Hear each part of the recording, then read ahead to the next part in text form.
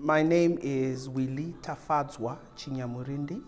I work as an associate professor at the University of Fort Hare. I'm based at the Alice campus.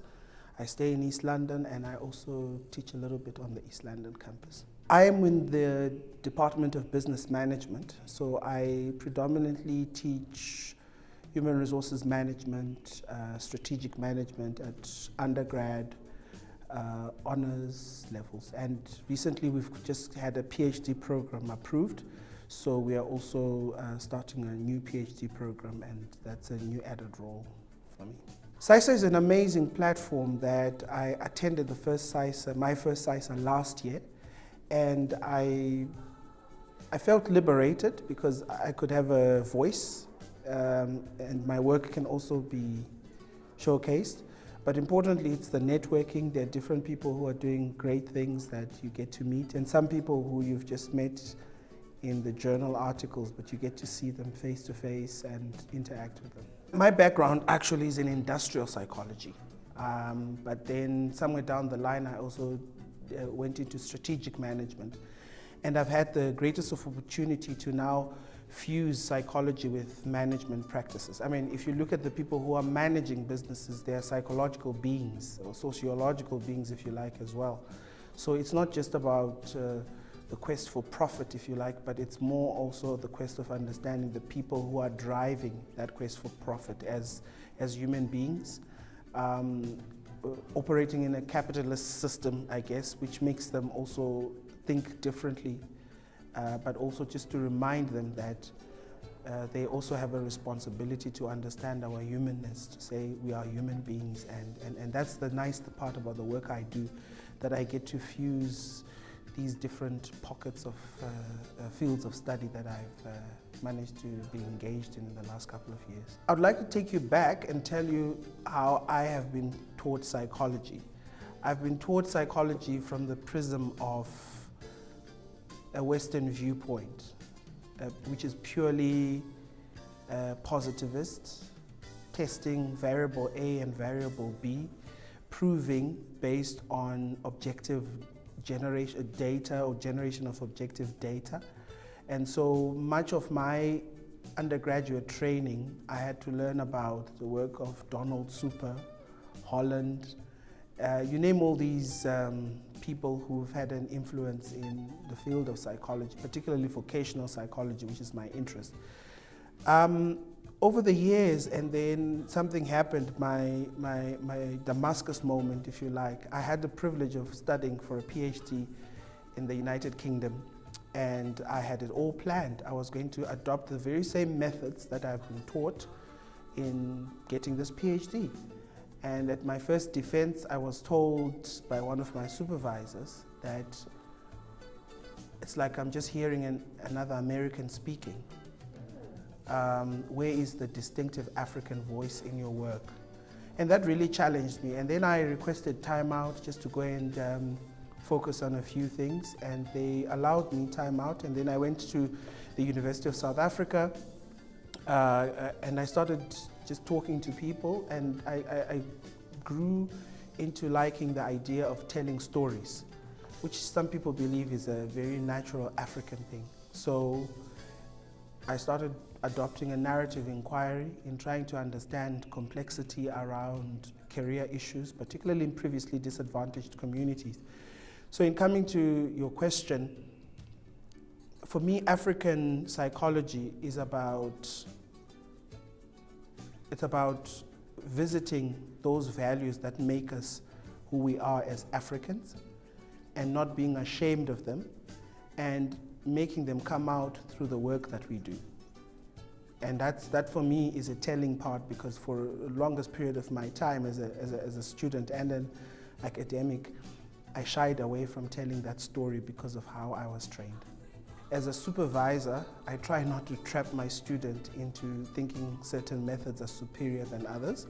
I work a lot with students who are using qualitative methodologies in trying to understand phenomena. I have a student who's just used biographies to try and understand how small business owners manage their businesses through just generation of data, through stories and experiences. So in that role, I try not to trap students. In my teaching, I use a lot of African examples. I mean, it's crazy that students get to learn about how Richard Branson lost his virginity through his work and his book with that catchy phrase. But they don't know about Ethiopian Airlines, Kenyan Airlines, the great things that are happening in Rwanda. And so what I try to do most of the time is I fuse a lot of African examples. And I think in light of all the things that are happening now, it's important that we give our students a reality or an understanding that Africa is not all doom and gloom. There are positive stories that are happening. I mean, if you go to Rwanda right now, they've got a very huge ICT rollout thing they're doing there. And a lot of our students would just think Rwanda, they think of the terrible past that country has had. But there are also great things that are happening. I'll give you another example that I use in my class, Ethiopian Airlines. A year ago, they chartered an all-female crew, from the guys who loaded, here we go, the language, from the women who loaded the bags of the passengers on the plane, to the people who checked the passengers onto the plane, to the air hostess, the pilots, everyone was all female, just to make a point that they are one of the best airlines on the African continent who are very open-minded to the role that women can also play. So I try to engage that in my teaching. In terms of my work more as a researcher and a person engaged in community work, I try to make communities be part of the work that we do. Sometimes we go there to collect data and we leave them. And so in collaborations that we have, you will find community members on publications that we are publishing, because I think they also deserve to be there, because they are giving us access to their communities so that we can work. So in a nutshell, I hope to be doing more. I think there's room for more African psychology in the work that we do. I think it just needs a lot of commitment and breaking out of the convention. You just have to look at the graduation ceremonies at my university. In the last couple of years, we've had more females graduating than males. And that tells a story around what is happening out there, but also how I also need to be sensitive to the fact that I need to be careful in the examples I bring into the classroom. So teaching needs to be responsive, not only to the classroom, but also to the things that are happening outside. I've got an honors class where we have 15 students. The majority of those students are females. I cannot be perpetuating this male domination that is already existent in society in the classroom. I need to also be finding examples in terms of the content I use and the people I invite into my classrooms that also inspire my students. And so the guest lectureships, we have female entrepreneurs who come and talk to the students, and you find that their stories are actually, they also help the male students understand the struggle of being female and later on being an entrepreneur in a space that is dominated by males. I think the challenge there is also a socioeconomic reality, that there is an expectation that these students get out of the system and start fending for the family. So example I can give you is when a student comes to you and says, I want to study for my master's or for my PhD or honors degree, but they want me to work. And you start engaging family, write the mom or dad an email or call them, explain to them that you will assist the student in any way that you can through getting funding, but this is why this is important. And such engagement, I think, becomes useful, particularly when you're coming from a position of influence as a lecturer. I mean, one of the things I've seen in the communities I work in, we hold a position of influence.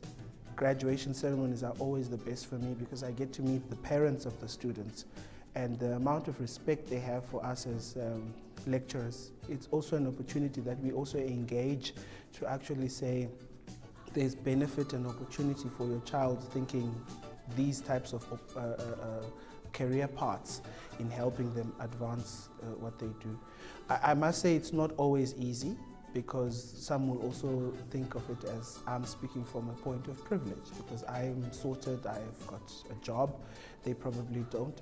But I think the students also help by doing what they're supposed to do, which is to study, and once the community, patriarchy sees all of this, they soften down. I just want to add the role and value that methodologies play. Afro-centered methodologies. That's what I would like to see more, particularly in the management sciences. I know in psychology, we can, play around with these emancipatory type of methods, but I think in my field, we're still predominantly seeing methods in a certain way. I would like more students and colleagues coming up with innovative methods to elicit data and evidence-based interventions that are informed by those methods. And also making it compulsory that we teach courses in African management practices, that our students are aware of what is happening in Djibouti, what is happening in Ethiopia, what is happening in Tanzania, what is happening in Uganda. I mean, recently Ugandan Airways has just gone back into the sky, and students would not even affiliate with those stories. And it's amazing how their strategy to resuscitate Ugandan airlines can be useful teaching fodder for our students as they prepare to enter the world of work.